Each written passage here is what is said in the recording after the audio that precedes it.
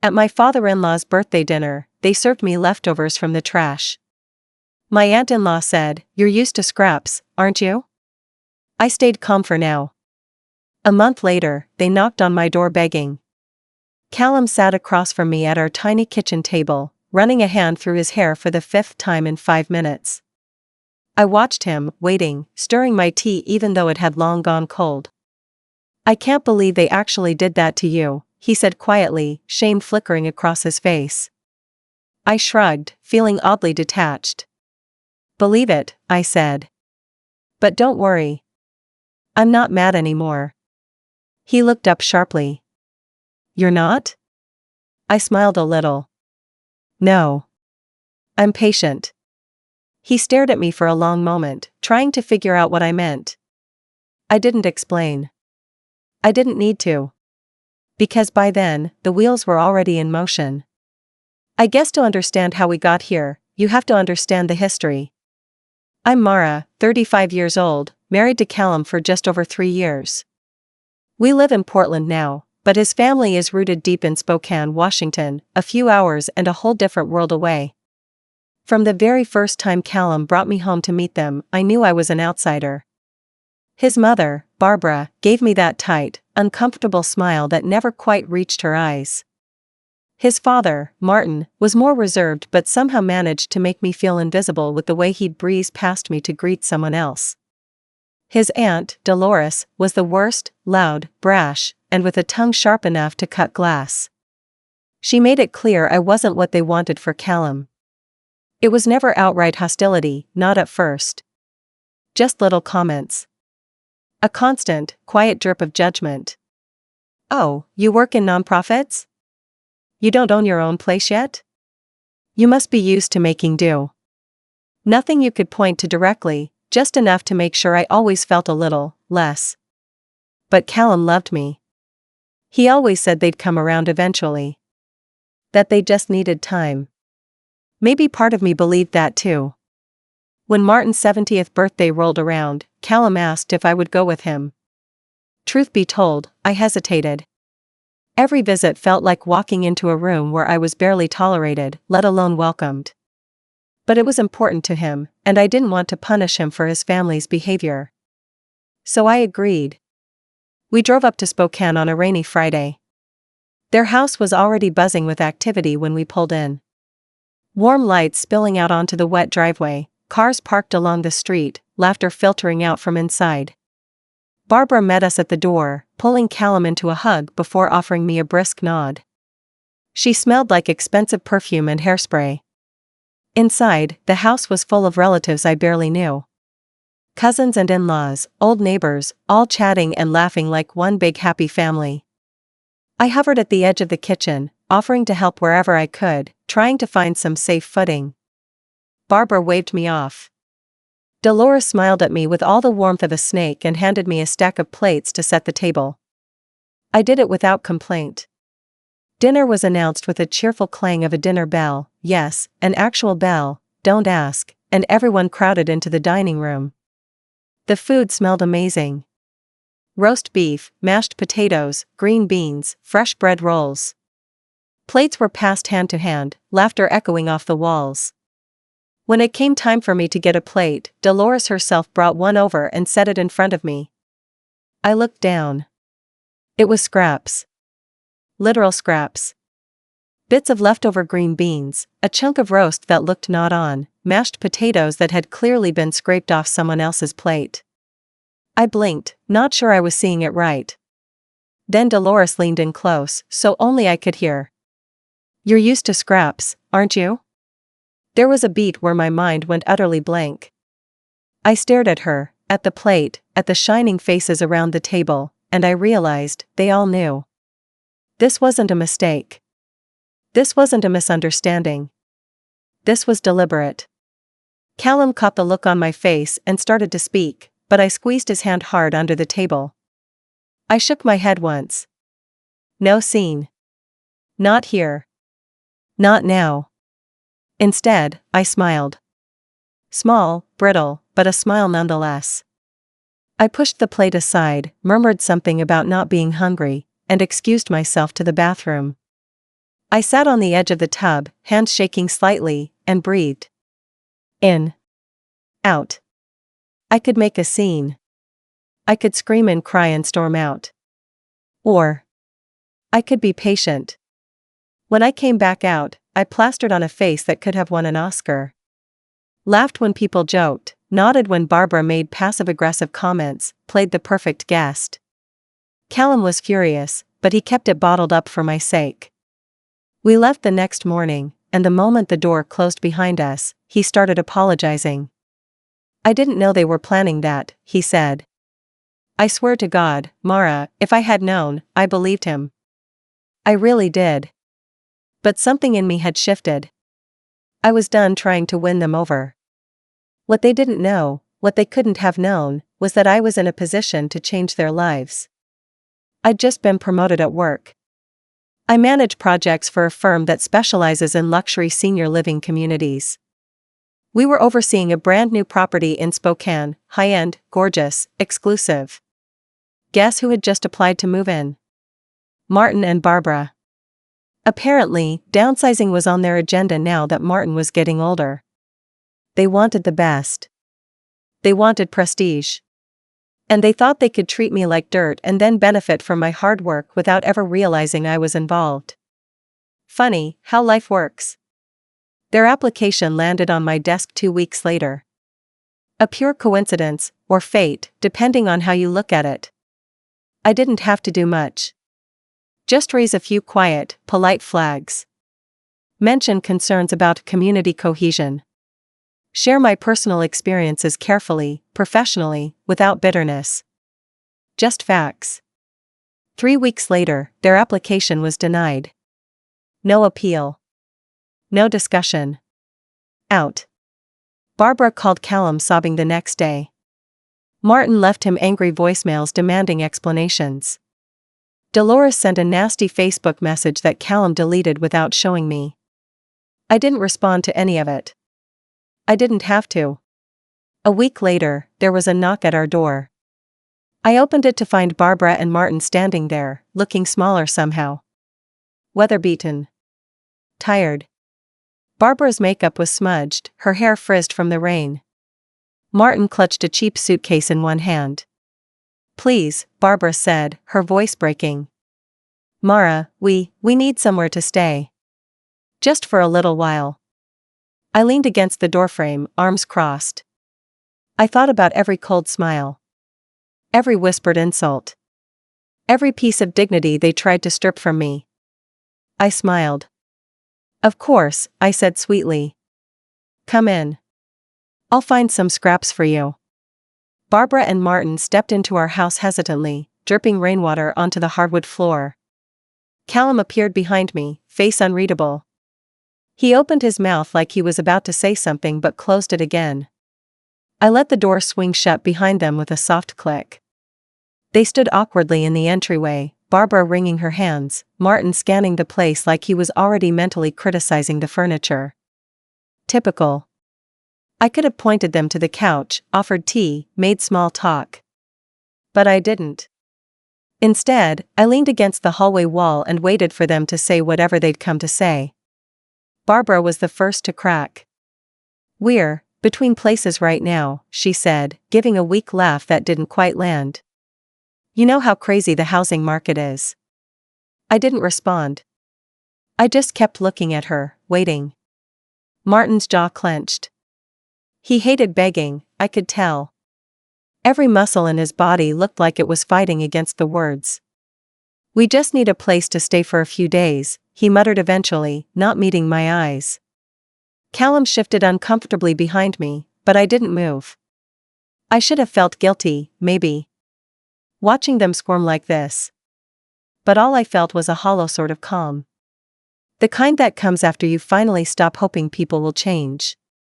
How long is a few days exactly? I asked, voice pleasant. Barbara opened her mouth, then shut it again. She looked at Martin. He looked at the floor.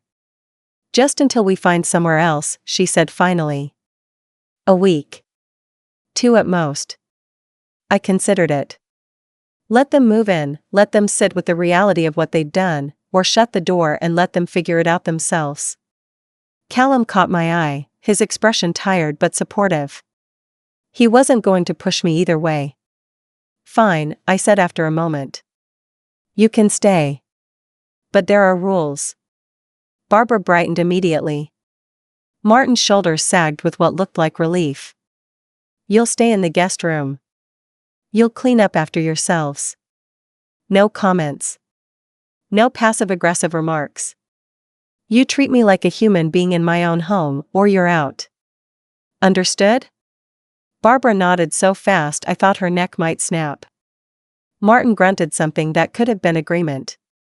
I stepped aside and let them shuffle past me into the living room, already feeling the shift in the air. This was going to be interesting. The first few days were tense. Barbara tried to play the perfect houseguest. She washed dishes obsessively. She folded laundry that wasn't hers. She complimented the paint colors like she'd never sneered at our cheap little starter house before. Martin mostly kept to himself, grumbling under his breath when he thought I couldn't hear. Callum went to work during the day, leaving me alone with them. I worked from home most days, so there was no escaping it. They sat in my living room like awkward statues, whispering furiously to each other when they thought I wasn't paying attention. I let them stew. At night, Callum and I lay in bed, whispering in the dark. How long are you planning to let this go on? He asked once, his breath warm against my neck. As long as I feel like it, I said. Maybe they'll learn something. He didn't push. By day 5, the cracks were starting to show. I came home from a meeting to find Barbara rifling through my kitchen cabinets. When she saw me, she jumped and slammed the door shut, forcing a bright smile. Oh, just looking for a snack. I said nothing, just walked past her to the fridge. Later, I found a passive-aggressive sticky note on the microwave reminding me to wipe it down properly next time. I peeled it off and threw it in the trash without a word. The next morning, Martin complained loudly that the guest room mattress was too soft and bad for his back. Barbara sighed heavily whenever she thought I might be in earshot, like the burden of living in my house was slowly KLLing her. They were unraveling faster than I expected. One afternoon, I caught them whispering in the living room, heads bowed together. They didn't hear me walk in. She's doing this on purpose, Barbara hissed. Making us grovel. Martin muttered something I couldn't catch. Barbara's voice dropped even lower, but I caught the words payback and teach her a lesson. I smiled to myself and made a loud show of entering the room, watching them snap apart guiltily. Everything okay? I asked sweetly. Fine, Barbara said too quickly. I let the silence stretch until they both squirmed. Good, I said finally. Dinner's at 6. I turned and left without another word. That night, I served leftovers. Not bad ones. Just plain. Uninspired. Basic pasta, overcooked vegetables, and reheated bread. Barbara pushed her food around on her plate with a tight little frown. Martin ate mechanically, not speaking. I sat across from them, savoring every awkward second. When dinner was over, Barbara started gathering plates automatically, but I stopped her with a hand on her arm. You're our guests, I said sweetly. Relax. I'll clean up. She hesitated, confused, then nodded stiffly and retreated to the living room. I watched them settle on the couch, looking out of place and uncomfortable, and wondered if they realized yet that this was what they'd made me feel like every time I set foot in their home. Probably not. But give it time. I had plenty of that. The tension in the house got heavier with each passing day. You could almost feel it in the air, like static before a thunderstorm. Barbara and Martin were unraveling in slow motion, and the more polite I was, the more it seemed to eat at them. They weren't used to being treated with careful, cold indifference. They were used to being catered to, obeyed, feared. I gave them nothing to push against. It drove them insane. About a week into their stay, they started pushing back in small, petty ways. Barbara began rearranging things when she thought I wouldn't notice. The living room throw pillows were suddenly swapped around. A new family-friendly cookbook appeared on the kitchen counter, passive-aggressively bookmarked to recipes like simple homemaker meals. I found the thermostat mysteriously turned down every morning, even though it was still chilly outside. Martin made snide little remarks under his breath. About how some people didn't know how to maintain a proper home. About how standards had clearly changed since his day. Callum noticed too, but every time he tried to call them out, I shook my head. Let them, I said. They're just showing their true colors. And they were. It was like they couldn't help themselves. Like being decent human beings for 2 weeks was just physically impossible. The real escalation came one afternoon when I got home early from work. The house was strangely quiet. Too quiet. I set my bag down gently and listened. Muffled voices drifted from the guest room. Curious, I crept down the hall, the old wood floors giving just the slightest creak under my feet. I paused outside the door, heart thudding with a mixture of nerves and anger. Barbara's voice, low and furious, she's humiliating us. Treating us like garbage in our own son's house. Martin's grunt of agreement. We should have never come here. Barbara again, we just have to make her slip up. Make it look like she's unstable. Then Callum will finally see what she's really like. My stomach turned cold. I stepped back quietly, walked to the kitchen like I hadn't heard a thing, and started unloading the dishwasher. When they emerged 10 minutes later, fake smiles plastered across their faces, I smiled right back. Let them try. Their attempts to bait me started immediately after that. Barbara accidentally spilled coffee on my favorite chair, then cried about how clumsy she was. Martin picked fights over nothing, complaining loudly about the noise level when I so much as opened a window. They complained about the food. About the bed. About the vibe of the house. I stayed perfectly, maddeningly polite through all of it. Callum, bless him, was ready to kick them out by day 9. But I wasn't finished yet. If they wanted a reaction, they were going to have to work a lot harder for it. The next major incident happened on a Saturday afternoon. I had spent the morning grocery shopping, intentionally picking up a few extra things I knew they didn't like, lentils, quinoa, spicy hummus, and stocking the fridge. When I came back into the kitchen, I found Barbara standing over my laptop at the dining table, frowning. I froze. I hadn't left anything sensitive open, just some work emails and a half-written report. But the fact that she was snooping through my personal things was enough to set my blood boiling. I took a slow, deep breath. What are you doing? I asked, voice very calm. Barbara jumped, her face going red. Oh, I was just looking for a notepad to leave you a message. I raised an eyebrow. On my laptop? She floundered, trying to come up with an excuse, but I just shook my head. Stay out of my things, I said. Next time you touch something that isn't yours, you're out. The edge in my voice must have registered because she didn't argue. She just scurried away, muttering under her breath. Martin glared at me from the living room but said nothing. I had the upper hand, and they knew it. That night, Callum and I sat on the back porch, sipping cheap wine out of chipped mugs. I don't know how much longer I can take this, he said, rubbing his forehead. You don't have to do anything, I said. Just let them dig their own graves. He looked at me for a long moment, then nodded. The following morning, I woke up to the smell of something burning.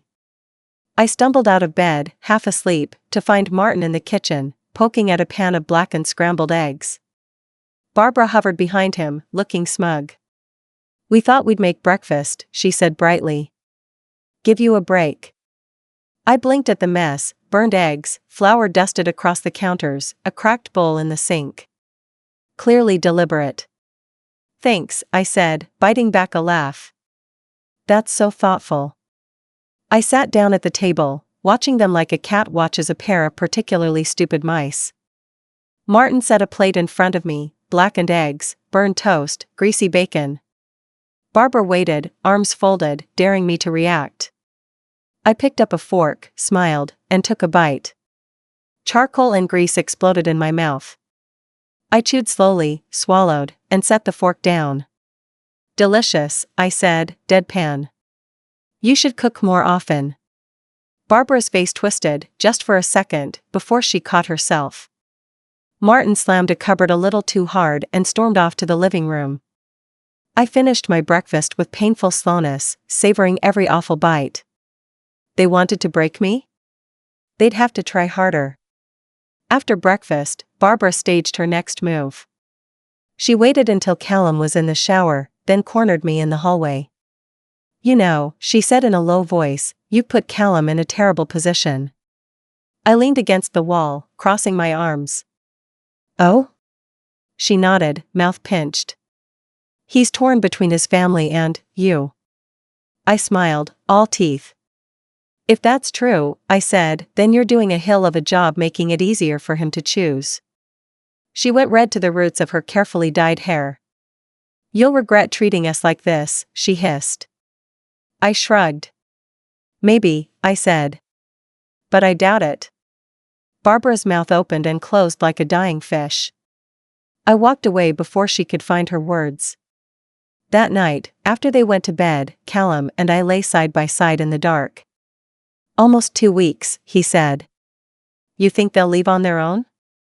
I thought about it. Maybe, I said. But even if they don't, I'll be ready. He reached over and took my hand. We lay there, listening to the house creak and settle around us, waiting for whatever came next. The next few days were like a slow, ugly dance.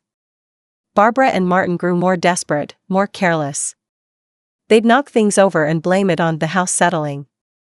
They'd sigh loudly about how some people didn't know how to host properly. Martin even accidentally spilled a full mug of coffee onto my work laptop. Thankfully, it was closed and had a hard case, so no real damage was done. When I calmly wiped it off without a word, he looked almost disappointed. I think that's when it really hit them. They weren't getting the blow-up they were hoping for. They weren't going to twist me into the villain. They were just humiliating themselves, over and over, like clowns tripping over their own feet. I could have kicked them out right then. I could have called them out in front of everyone. But it would have been too easy. I wanted them to leave knowing they had lost. I wanted them to leave feeling it. So I waited. Exactly 2 weeks after they moved in, I struck. It started with breakfast. I made a big spread, pancakes, fresh fruit, scrambled eggs, bacon, and set it all out beautifully on the table. Barbara and Martin came dragging into the kitchen, eyes wary, clearly suspicious. Good morning, I said brightly. Sit down. Eat. It's a special day. They glanced at each other but sat. Callum, already in the know, took his place across from me, hiding a smirk behind his coffee cup. They dug in cautiously, tension thick in the air. Halfway through the meal, I set my fork down and folded my hands neatly. So, I said. I've been thinking about how much you both contributed to our home these past 2 weeks. Barbara froze with a bite of pancake halfway to her mouth. Martin narrowed his eyes. I think it's only fair, I continued, that we give you something in return. I reached into the folder I had tucked behind me and pulled out 2 neatly printed documents. I slid them across the table toward them. Barbara set her fork down slowly.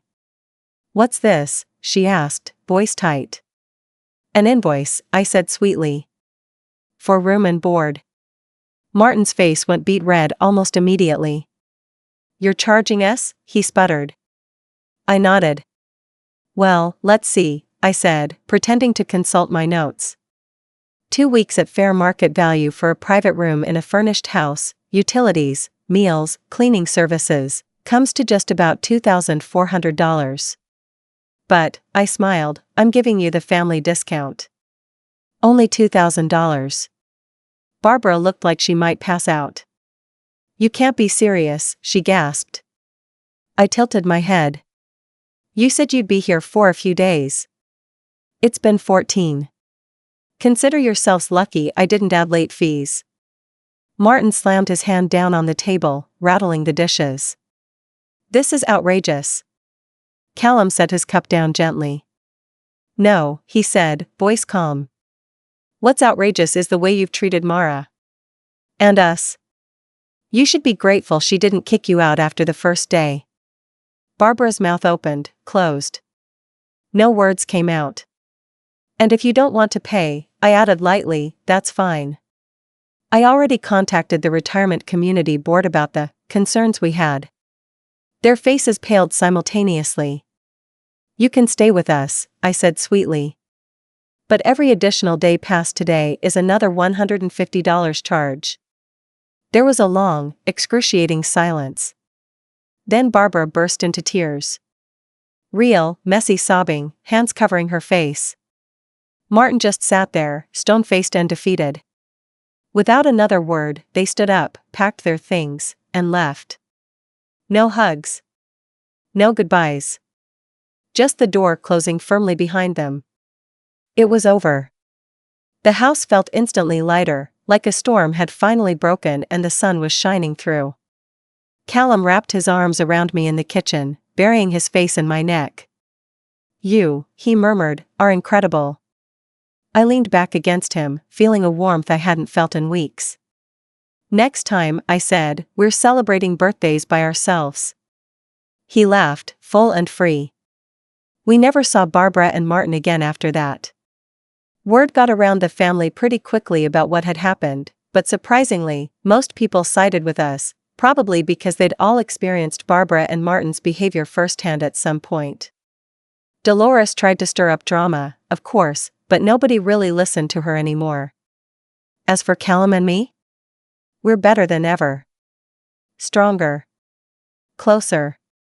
And every time I sit down at my clean, peaceful kitchen table, I remember, sometimes, the best revenge is simply living well, while they stew in the mess they made all by themselves.